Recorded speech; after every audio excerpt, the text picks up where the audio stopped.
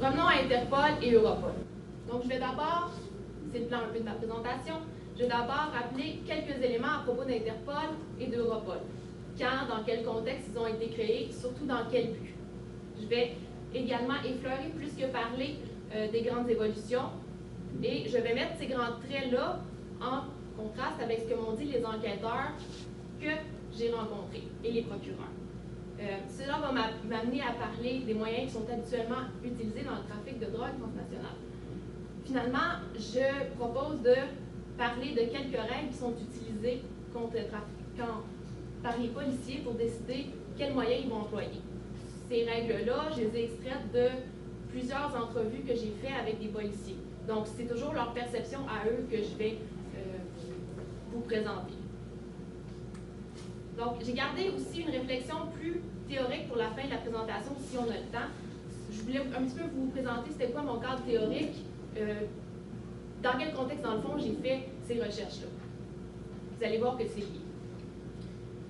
Donc, ma conception plus théorique, c'est une conception d'approche bourdieusienne qui vise à comprendre les différents mondes sociaux dans lesquels la coopération policière internationale va évoluer. J'espère que ça va servir à approfondir un peu plus les raisons qui font que certains moyens sont plus utilisés que d'autres dans certains contextes.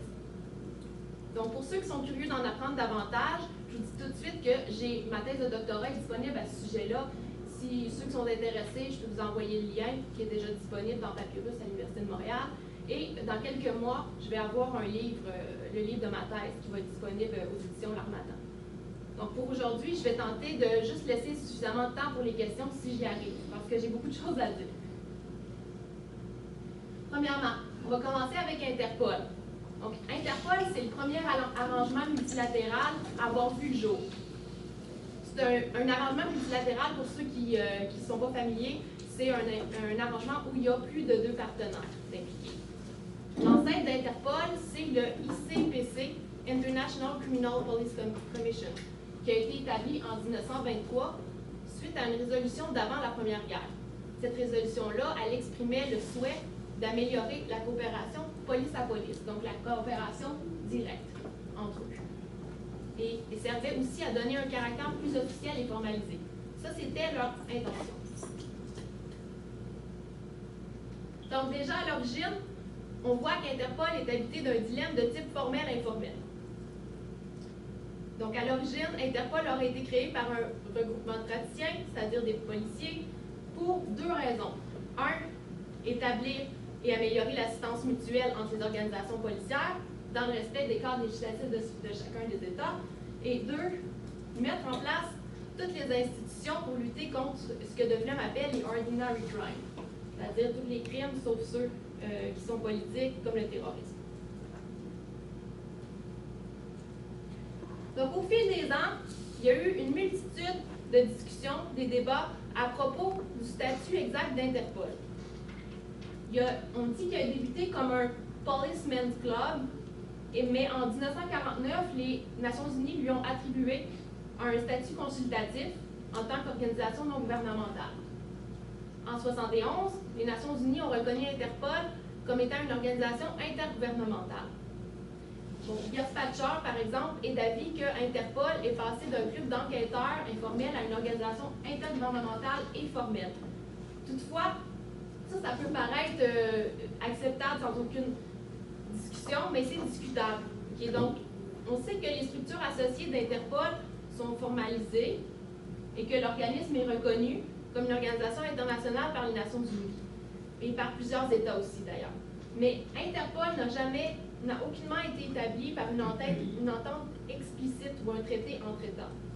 Bien plus, Interpol fonctionnerait toujours comme une association policière internationale. Cheptiki dit à propos d'Interpol que c'est une organisation unique qui n'a pas été créée par le biais de traités internationaux, donc il est d'accord, ni par aucune convention ou instrument légal. En effet, Interpol a été fondé à partir d'un document écrit par un groupe de policiers qui n'ont jamais soumis leur travail à leur gouvernement respectif pour approbation ou autorisation. Interpol aujourd'hui, on sait que depuis octobre 2009, ça n'a pas beaucoup bougé. Interpol a 188 pays participants ou pays membres. C'est selon les appellations. Donc, Interpol est principalement impliqué dans la facilitation de l'échange d'informations au cas par cas. Toutefois, dans les dernières décennies, Interpol a développé d'autres fonctions, propose maintenant une gamme de bases de données criminelles et de services d'analyse. Il propose également du support proactif dans les opérations policières, ça partout dans le monde. Mais malgré les nouveaux développements, la communication, ça c'est la fonction primaire de l'organisation. Le tableau que j'ai mis là, je ne sais pas si vous le voyez bien, mais ça indique le nombre de messages qui ont été échangés via Interpol. On dit qu'il est passé de 1 million de messages échangés en 89 à 14 millions en 2010.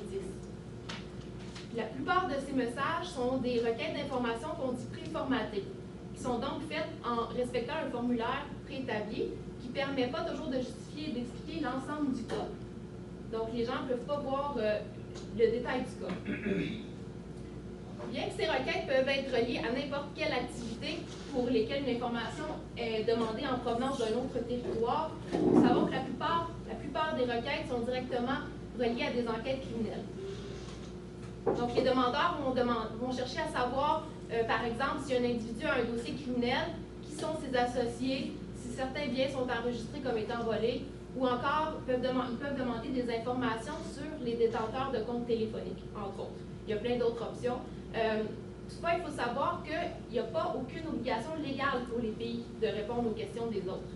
Okay, donc, c'est juste un canal de communication sans aucune obligation légale. Bien sûr, on les encourage, mais ils ne sont pas obligés.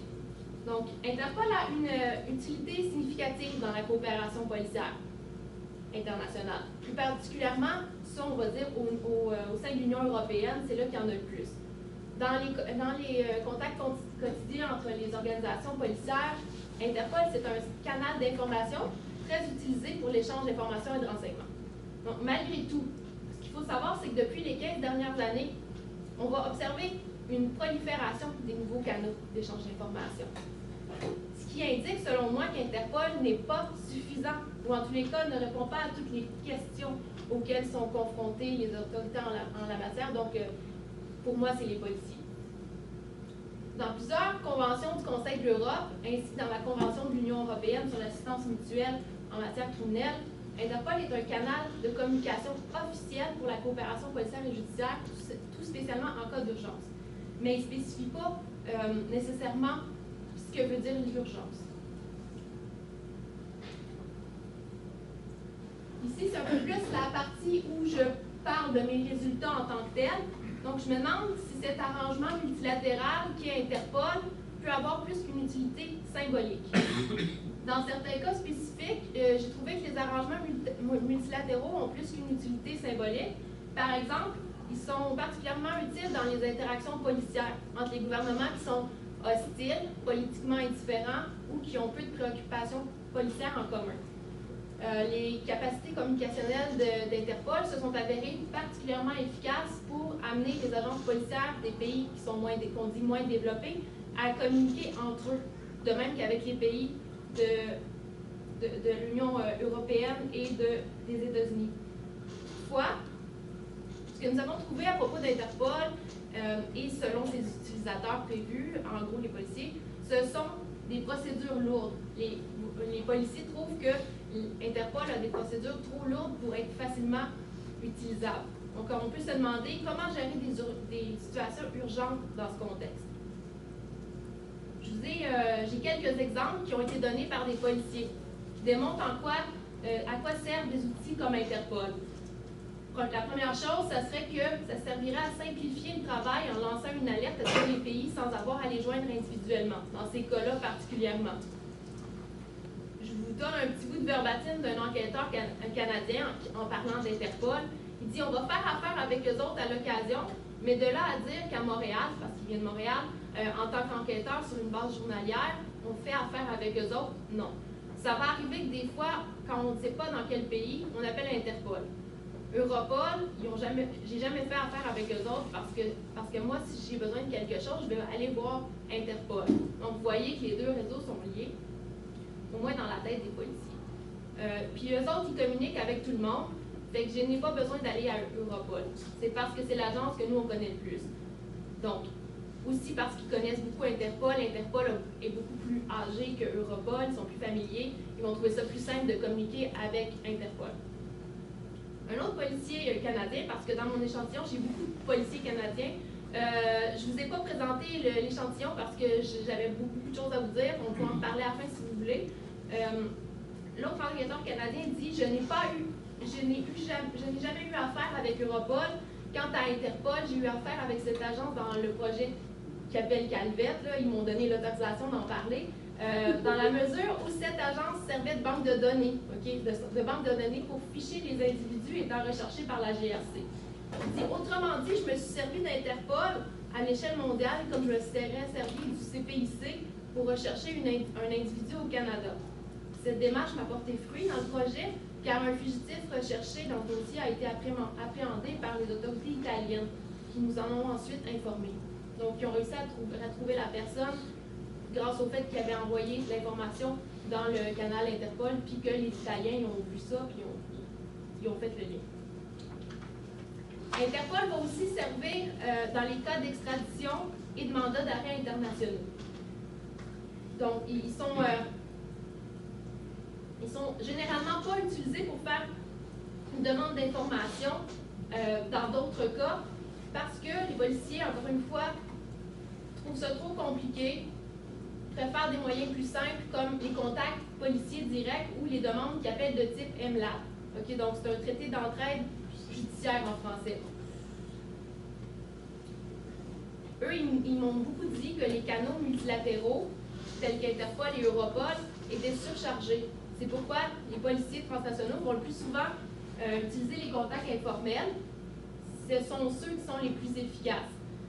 Donc, la plupart des interviewés évitent de travailler avec des organisations qui vont utiliser l'approche multilatérale comme Interpol ou Europol. Donc, ils vont avoir recours aussi aux agents de liaison. Ils disent que c'est plus simple, que ça implique moins d'individus, ça pose moins de risques et c'est également plus rapide. Donc, ils ne se posent pas deux fois la question, disons, d'utiliser des moyens plus simples. C'est ça pour Interpol en tant que tel. Je passe à Europol. Donc, Europol, c'est le European Police Office, Europol. Ça a été établi beaucoup plus récemment. Ça a été établi dans sa forme actuelle en 1999. En théorie, ça s'occupe de renseignements criminels sans avoir de pouvoir d'enquête.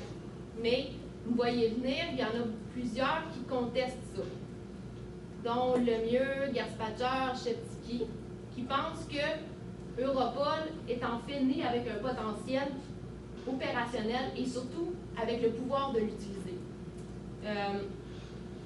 Bien que certains sont d'avis qu'Europol a émergé en résultat d'un processus politique en opposition aux besoins des praticiens, d'autres notent que l'idée d'avoir un bureau policier européen circulait déjà dans les années 80, peut-être avant. Donc, c'est encore une fois un peu un dilemme de type de l'œuf ou la poule. Qu'est-ce qui est venu en premier? Donc, moi, avec les auteurs que j'ai nommés, on voit que c'est l'opérationnel qui est venu d'abord, puis ensuite le politique. Quoi qu'il en soit, le but principal d'Europol est d'améliorer l'efficacité et la coopération entre les autorités compétentes des États membres, de l'UE surtout, en prévenant et combattant le crime organisé international et un certain nombre d'autres crimes sérieux comme le terrorisme. D'ailleurs, à noter que le terrorisme a été ajouté aux prérogatives d'Europol suite aux événements du 11 septembre 2001. Europol aujourd'hui, on sait qu'en 2004, il y a eu un débat entre l'Allemagne et la France en ce qui a trait à un choix qui apparaît tout simple, mais le choix du nouveau directeur. Ça a duré 1 an. Donc, les débats qui ont été mis à jour ont révélé un portrait, disons, peu reluisant d'une organisation qui aurait, selon toujours les analyses, peu de perspectives en ce qui a trait à la vigueur opérationnelle. Donc, mauvaise perspective de travail avec les policiers, disons. Sans surprise, Europol va encore souffrir, encore aujourd'hui, d'une méfiance de la part des États membres en ce qui a trait au partage d'informations. non seulement les États membres, mais aussi les policiers. Donc, diverses explications ont été avancées pour expliquer cette problématique. Je donne l'exemple de Dan Boer, qui est d'avis que cette méfiance vient de la culture qu'elle appelle macho, encore très présente dans certains regroupements policiers et de renseignement. Ça s'améliore apparemment, mais c'est encore présent. Donc, le deuxième protocole du Conseil de l'UE, signé en 2002, a donné à Europol la permission de participer à ce qu'ils appellent des GIT, des Joint Investigation Team, dans les États membres. Donc, ce protocole va aussi permettre à Europol de demander aux autorités policières des États membres d'utiliser des enquêtes criminelles. Malheureusement, eux non plus n'ont pas le pouvoir de les obliger à le faire. Donc, comme Interpol. On sait que la multiplication des mécanismes de coordination d'Europol se fait à 4 niveaux. Premièrement, le niveau des données par le système d'information d'Europol. Deuxièmement, au niveau des phénomènes, les dossiers d'analyse. Troisièmement, au niveau des cas spécifiques par le réseau de liaison. Quatrièmement, au niveau des méthodes de travail, donc par les meetings d'experts. Pour certains, cette multiplication-là des mécanismes de coordination, ça va être un indice de l'importance grandissante d'Europol et de ses agents de liaison dans les pratiques de coopération policière, à tout le moins en Europe. Disons qu'un peu comme avec Interpol, il semble y avoir une divergence importante entre ce que disent les politiciens et ce qui se fait dans la réalité. Je me permets d'ajouter opérationnel. Par exemple, Dan Boer et Brugman, des auteurs importants dans ce champ de recherche-là, ils ont écrit « Lorsque Europol réussira à se libérer de la sclérose européenne et du pessimisme des policiers à son égard, elle pourra devenir un important élément de promotion de l'excellence professionnelle dans la coopération policière transnationale. » Europol a un avantage toutefois par rapport à Interpol. Europol a mis en place des dispositifs, des activités qui visent à aider les policiers locaux nationaux. Mais ils sont en plus de ça générateurs de liens. Donc, des groupes de travail, des formations et des services d'analyse opérationnels, j'allais dire tactiques, ont permis à Europol de mieux se faire connaître et donc d'accroître la familiarité entre les personnes. Ils ont également cultivé un lien d'utilité parce que l'utilité est importante pour eux, les policiers. Ça a permis de générer ce qu'on appelle un lien de dépendance au sein duquel, malgré tout, une confiance passablement bien a commencé à se développer.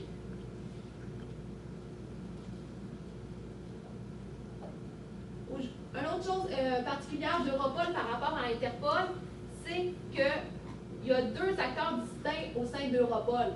Okay? Donc, les gens parlent d'Europol en général, mais il y a Europol comme organisation et il y a Europol comme réseau de liaison. Il faut faire une distinction entre les deux. Ils sont liés, mais ils sont indépendants. Mais le réseau de liaison est totalement indépendant, presque totalement indépendant d'Europol, de l'organisation. Donc, selon l'article 9 du cadre de décision d'Europol, le réseau de liaison Europol a pour tâche de supporter l'échange quotidien d'informations et de renseignements entre les États membres de l'UE. Donc, chaque pays aurait à fournir, et c'est un principe, ils ne sont pas obligés, aurait à fournir au moins un officier de liaison, un LO, qui appelle à Europol. Ces LO-là, ils vont travailler avec des professionnels de pays non membres, dont la Suisse, le Canada, l'Islande, les États-Unis parmi eux. Ils collaborent aussi avec Interpol. Donc, il y a des recoupements qui se font à ce niveau-là. Ces LO-là, c'est un élément super important dans la coopération policière transnationale parce qu'on en dit d'eux que c'est des ressources exceptionnelles dans le quotidien de la coopération policière transnationale. De nombreux livres en ont parlé. La personne la plus importante là-dessus, c'est Didier Bigot, à mon avis. Donc, pour ceux qui sont intéressés, il a écrit un livre complet sur les agents de liaison. Mais je vais y revenir un peu plus tard. En 2009, ces officiers de liaison Europol, ils étaient 121 sur un total de personnel travaillant dans les bureaux d'Europol de 662. Donc, quand même assez nombreux. Et eux autres, ils vont répondre de leur unité nationale, les Europol National Unit, qu'ils appellent.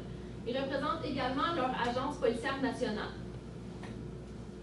Donc, il y a une différence avec, contrairement au processus de communication directe d'Interpol, toutes les communications d'Europol doivent passer par le quartier général à La Haye en Hollande.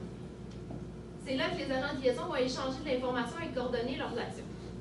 Le travail des agents de liaison ne sont pas gérés ni supervisés par l'organisation Europol, même si la communication du réseau et sa logistique est facilitée par l'organisation Europol. C'est là le lien plus.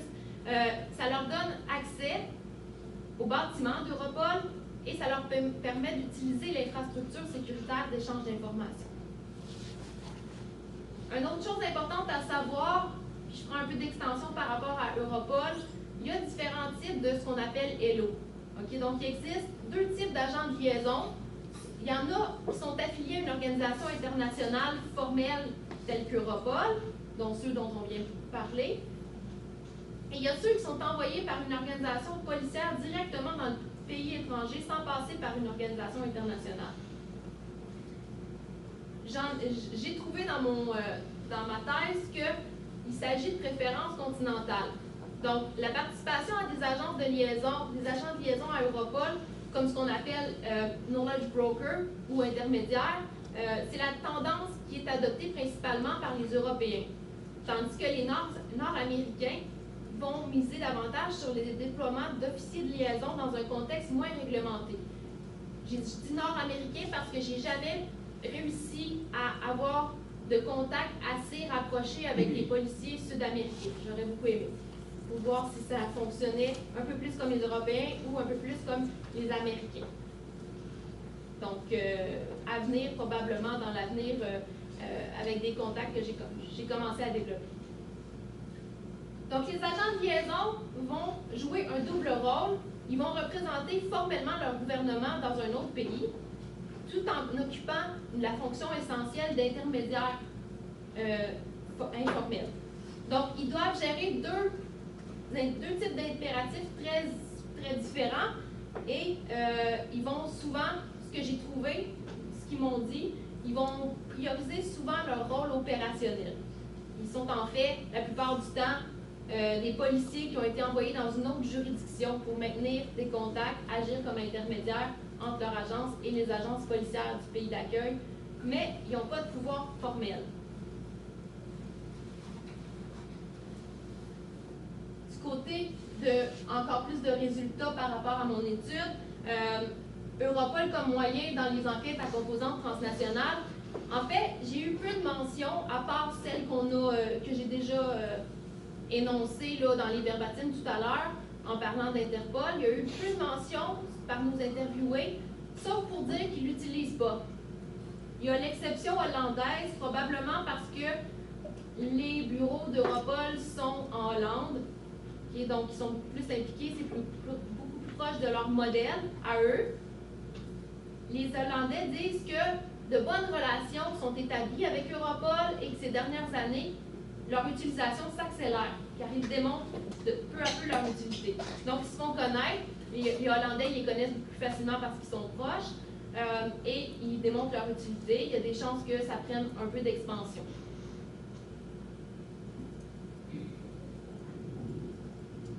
Regardez un petit peu au total Interpol, Europol. En fait, j'ai été surpris de constater qu'Interpol et Europol ne sont utilisés que dans des situations bien précises. Okay? Souvent celles qui n'ont pas pu être réglées par d'autres moyens moins contraignants. Donc, Interpol et Europol sont des instruments qui sont sur la base des propos, toujours sur la base des propos recueillis par les divers acteurs que j'ai interviewés, sont difficiles à utiliser dans la pratique quotidienne. Tout d'abord, c'est des moyens qui prennent beaucoup de temps. Il est fort connu que les enquêtes se doivent d'être faites dans un délai restreint pour pouvoir suivre les criminels. Si on les perd, on perd l'enquête. Donc, on ne peut pas se permettre de voir sa demande traîner sous une pile de documents pendant des semaines. Or, cela arriverait souvent dans les bureaux d'Interpol et d'Europol, toujours selon les entrevues que j'ai menées.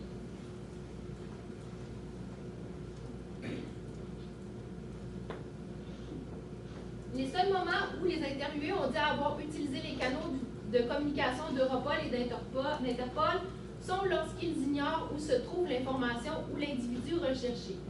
Dans ces cas, il est plus facile de contacter ces organisations. C'est pourquoi ils vont le faire. Il s'agit d'un outil donc supplémentaire que les policiers utilisent uniquement dans une grande nécessité. Donc, comme le délai, comme j'ai dit, le délai de réponse est souvent fondamental pour la poursuite d'une enquête. On comprend facilement pourquoi les enquêteurs locaux s'en servent uniquement lorsqu'ils ont épuisé les autres possibilités.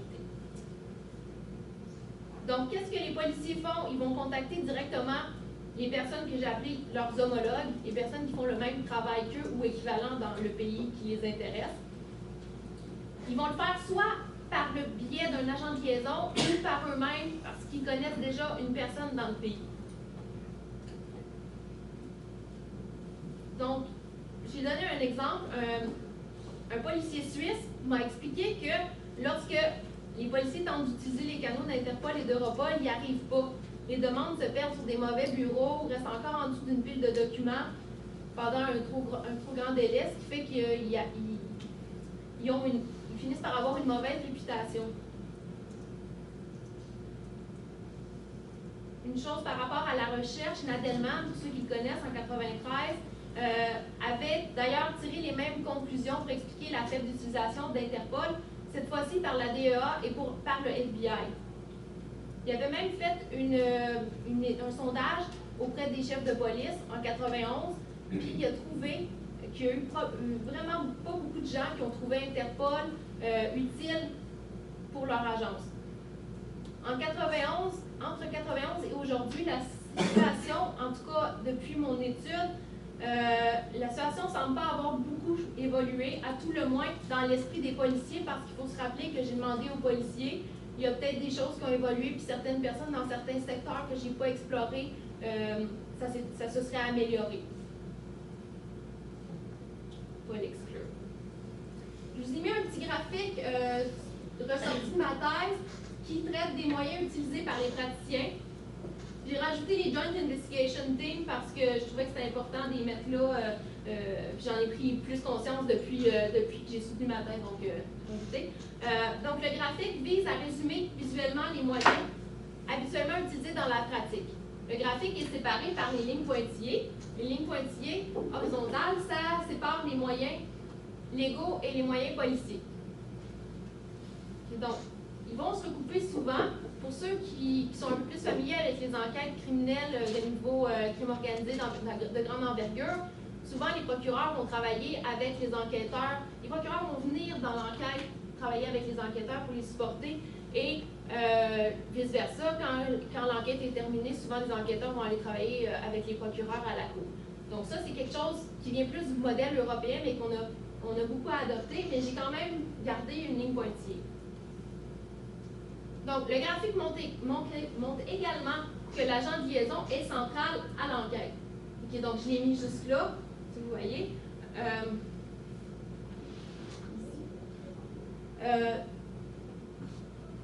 Il existe quand même plusieurs façons de contourner. C'est pourquoi j'ai mis des lignes qui contournent. Okay, donc, ces lignes-là qui contournent, c'est le moyen direct de police à police. Donc, une enquête initiale locale à une enquête dans le pays étranger. On passe par-dessus l'agent de liaison. On a dans ce graphique des moyens qui sont désormais peu utilisés dans les cas de trafic international de drogue, comme les légats, qui sont l'équivalent des agents de liaison mais au niveau judiciaire. On a aussi des nouveaux moyens dont le rôle est encore peu expliqué, comme Eurojust et le EAW, les European Arrest Warrant, ou encore les Joint Investigation Teams, qui sont encore des nouveaux instruments qui ont été amenés récemment, qui sont encore en expérimentation, disons. J'ai pas le temps de vous parler de toutes les catégories de moyens, puisque je m'étais proposé de surtout vous parler d'Interpol et d'Europol, mais pour ceux qui sont curieux, j'ai écrit sur tous les moyens dans ma tête. Donc, les catégories que j'ai trouvées qui étaient les principalement utilisées, c'est les échanges directs, donc stratégie qui semble être privilégiée par les policiers, car elle est la plus simple, la plus rapide, de police à police ou de procureur à procureur. Et les agents de liaison dont j'ai déjà parlé pas mal. Les deux prochaines étapes, c'est comme un surplus que je vous ai donné pour vous donner une idée des raisons qui sont explicitées par les policiers pour faire des choix. Je vais regarder d'abord la nature de l'information qui influence le moyen employé. Il y a deux types de demandes d'information. Il y a des demandes de nature documentaire et des demandes de nature physique. Okay? Donc, c'est pas des moyens qui sont, disons qu'ils prennent pas des, il y a des possibilités de toujours prendre les autres moyens, mais moi, dans le fond, ce que j'ai analysé, c'est lesquels qui étaient les privilégiés dans quel cas. Donc, la nature de l'information influence les moyens employés. Tout d'abord, les demandes de nature documentaire, ce sont des infos qui viennent de banques et d'hôtels. Okay? Donc, un enquêteur canadien m'a expliqué que ce type d'information doit être obtenu par le biais, la plupart du temps, par le biais de TEJ, donc un traité d'entraide judiciaire, par un moyen légal. Donc, il va donner l'exemple d'une demande qu'il a faite à une banque du Venezuela. Il me dit, on veut demander un document, on doit rédiger un document qui dit qu'on a de la preuve que telle personne a commis telle infraction. On va utiliser la banque qui se trouve au Venezuela. Cette banque-là a des documents qui viendraient apporter à la preuve. Donc, on monte ce document assez complexe. Une fois que c'est rédigé, la couronne, ils vont l'envoyer au ministère des Affaires extérieures à Ottawa. Mais eux, ils vont aller à la banque. Il se peut qu'ils soient obligés de sortir un mandat, les policiers vénézuéliens. Ils vont obtenir une autorisation d'un juge là-bas et ils vont aller à la banque et ils vont dire à la banque, on a un mandat signé par le juge de la Cour fédérale du Venezuela. Donc, les policiers vont exécuter le mandat, nous préparer le document et nous les acheminer. Donc, c'est un peu comme ça que ça fonctionne.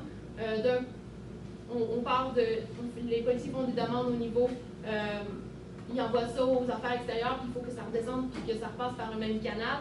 Donc, toujours obligé d'être légal pour obtenir ce genre de document-là. Ensuite, je dis qu'il faut un TEJ pour ça, mais quand les policiers s'entendent, puis que les États, il y a des États qui sont plus flexibles, puis qui vont décider qu'ils n'ont pas besoin de passer par un processus judiciaire, ils vont permettre de le faire directement.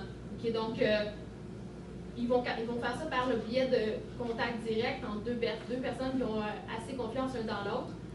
Puis, il a donné un exemple des îles Saint-Martin. Là, je ne vais pas vous donner tous les exemples que j'ai, je voulais juste en donner quelques-uns pour vous dire un petit peu de quoi ça avait l'air, une recherche.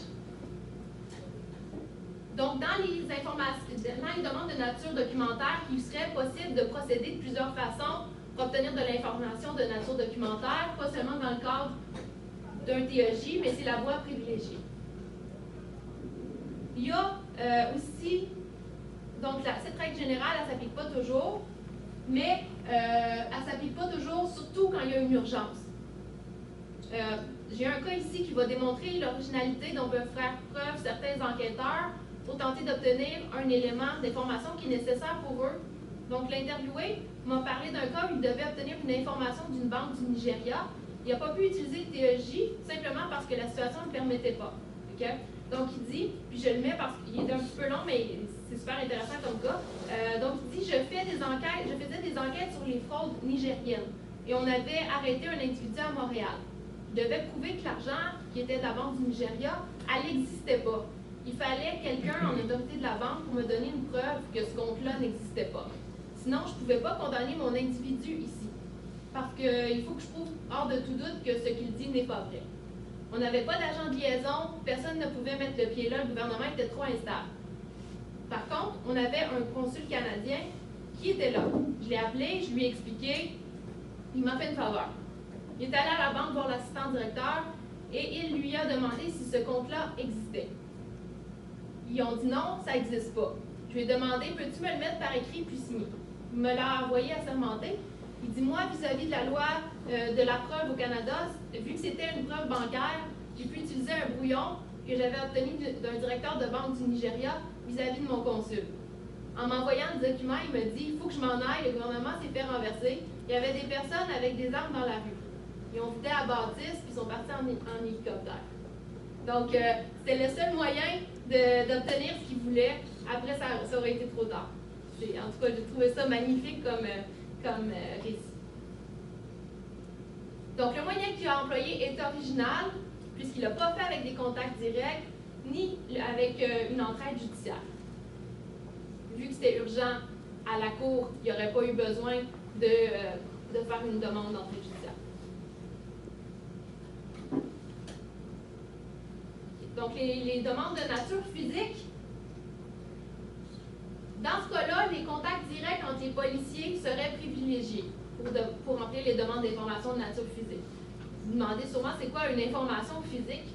Une information physique, c'est une information qui a été créée, générée grâce à une action policière. Tandis qu'une information documentaire, elle va exister indépendamment d'une action policière. J'ai pris des exemples de techniques d'enquête pour éclaircir un peu ça. Par exemple, une demande de nature physique, ça serait une surveillance physique, une filature ou une surveillance électronique. Donc, dans ces cas-là, il arrive souvent que les policiers demandeurs d'informations vont se rendre dans le pays pour aller chercher l'information. Ça arrive souvent entre les pays d'Amérique du Nord et les pays d'Amérique du Sud, donc entre les pays consommateurs et les pays producteurs. Donc, c'est peut-être un peu un biais qui fait que les pays du Nord vont aller dans le Sud pour vérifier comment il fait la chose. Donc, j'ai un autre exemple, un agent de liaison français nous donne l'exemple d'un cas qui a vécu au Venezuela, encore une fois, où les policiers français, avec leur agent de liaison, sont allés superviser la collecte d'informations menée par des policiers vénézuéliens. Ça, c'est toujours à la demande des Français. Dans les cas de filature, j'ai un exemple d'enquêteur canadien. Il donne l'exemple d'un cas où les contacts directs ont été utilisés entre les policiers canadiens et États-Unis. Il n'y a pas de mention d'une éventuelle utilisation d'un traité d'entraide judiciaire. Il dit, on faisait de la filature sur un sujet à Montréal, et tout d'un coup, il s'en va à l'aéroport. Et là, il s'en va s'acheter des billets pour aller en Floride. On se doutait qu'il s'en allait rencontrer un contact très important. Là, il dit, t'as pas le temps, à cause que c'est la Floride, à cause que c'est les US, il y a eu des appels qui ont été faits en même temps que les enquêteurs ont acheté les billets, ont embarqué sur le même avion que lui. L'agent de liaison à l'autre bout a agi, il a appelé la DEA. Il a demandé, pouvez-vous avoir une équipe de filature qui va les ramasser à l'aéroport et qui va faire une filature? Donc, ils ont pu continuer la surveillance, la filature, comme ça. C'est la DEA qui a repris le flambeau, bien sûr, parce qu'ils ne vont pas laisser les officiers canadiens faire ce travail-là. Les Canadiens vont juste suivre pour soutenir, disons, par rapport à ce qui s'est passé avant. Okay, donc, ça, c'est toujours une question de protection du territoire, disons, de prérogative de l'État, de territoire. J'ai un autre exemple d'un autre enquêteur canadien qui il dit c'est pas parce que il dit pas là, mais c'est pas parce qu'il s'agit d'une demande d'information de nature physique que l'on ne peut pas faire de demande de TEJ. Donc on peut toujours faire les deux, mais il s'agirait même de la procédure formelle que certains vont privilégier, comme par exemple les Hollandais, encore une fois. La police hollandaise, il m'a expliqué que la police hollandaise doit obtenir une autorisation judiciaire pour faire de la filature dans un autre pays. Donc, des règles différentes selon les pays font qu'on est obligé d'adapter notre façon de faire. Donc, ils vont toujours passer par une demande de TEJ. Le processus va bien sûr être assoupli par l'agent de liaison quand l'agent de liaison s'en mêle. Au Canada, ça va bien parce que les Hollandais et les Canadiens, la GRC et la police hollandaise ont créé des super bons liens, donc qui datent de plusieurs années, donc ils passent par-dessus. Il y a d'autres techniques qui sont plus difficiles à classer, des techniques par rapport à les demandes physiques, comme l'extradition, l'interrogatoire après arrestation, la perquisition.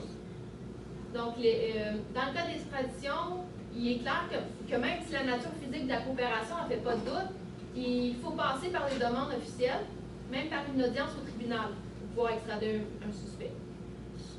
L'interrogatoire de police est lui aussi très réglementé, puisqu'il se fait comme l'extradition suite à l'arrestation du suspect. Donc, tu as la Charte canadienne des droits et libertés qui doit être appliquée au moins sur le fond. Donc, en principe, pour les perquisitions, il faut également faire des demandes de TEJ. Finalement, les agents de liaison vont souvent avoir un rôle à jouer dans les échanges d'informations, qu'elles soient de nature physique ou documentaire. Ça s'explique tout simplement par le double rôle qu'on a déjà évoqué plus tôt dans la présentation. J'ai donc évoqué quelques préférences des policiers, quelques règles qu'ils suivent dans leur travail quotidien. Voyons maintenant l'impact de l'utilisation projetée sur les moyens choisis, qui est la deuxième critère de décision. Après l'enquête, un suspect va éventuellement se retrouver devant un tribunal afin d'être condamné. Cet élément-là est fondamental dans le choix des moyens employés. Donc, de là l'importance d'avoir un procureur qui va conseiller les enquêteurs dans ce genre d'enquêtes-là qui sont souvent très, très longues. Donc, lorsqu'on compare l'utilisation des procédures formelles et informelles, on comprend qu'elles servent des objectifs différents. Donc, les demandes qui servent à obtenir des informations opérationnelles supplémentaires, c'est-à-dire celles qui vont utiliser d'autres moyens pour obtenir des preuves, mais qui ne seront pas directement utilisées dans le procès, peuvent être obtenues par le biais de contacts directs entre enquêteurs ou en utilisant l'agent de liaison. Donc, les procédures formelles doivent être absolument utilisées pour collecter les informations qui vont devenir des preuves pour un procès. Donc, il est possible de comprendre le lien que les policiers vont faire entre les preuves et les informations de nature documentaire, car ces dernières sont souvent assimilées à des preuves. Donc, souvent, on va demander des documents de la banque ou des choses comme ça, justement pour appuyer la preuve. Donc, lorsqu'une information va être utilisée dans un procès en tant que preuve, il faut absolument que la demande d'information passe par les voies de la diplomatie. La preuve va avoir, donc ça va devenir un poids officiel, parce que si on ne fait pas ça, souvent ça ne sera pas utilisable au procès. Seule chose, c'est que, globalement, l'admissibilité des éléments de preuve n'est pas vraiment évaluée avec la tenue du procès. Parce que la plupart de nos interviewés, ils nous ont dit que les criminels, dans ces cas-là, vont souvent plaider coupable. Ils voient l'épaisseur du dossier et puis ils disent on est mieux de plaider coupable.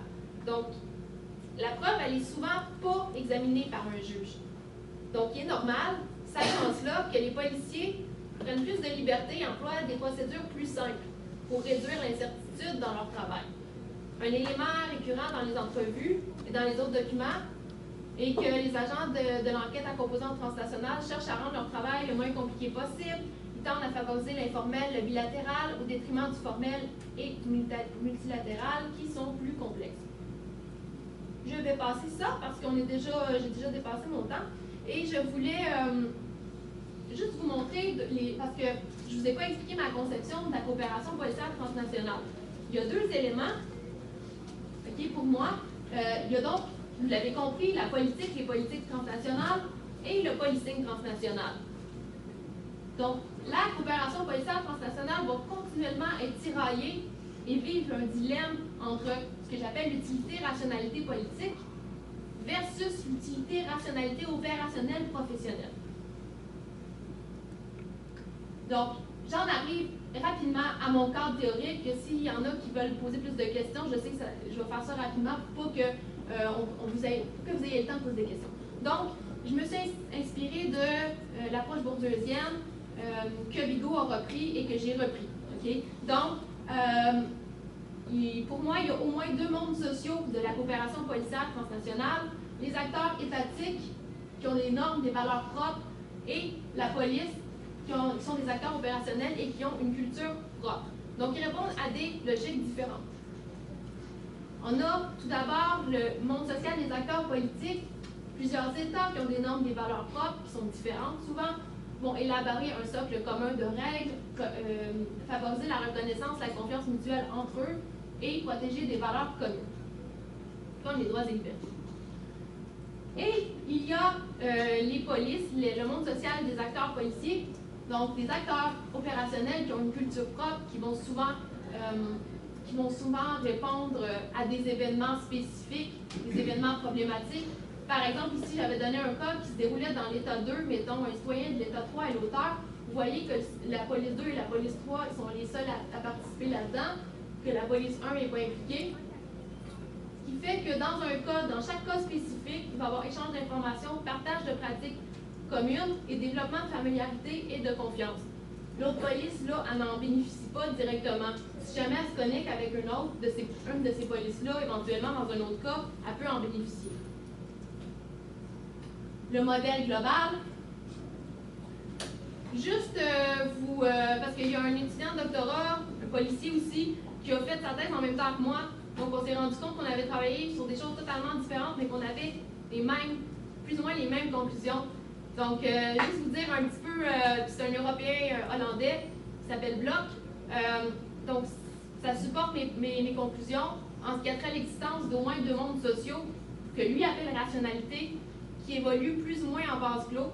Il dit que l'impact des instruments du Conseil de l'UE sur les pratiques de coopération sont très limités.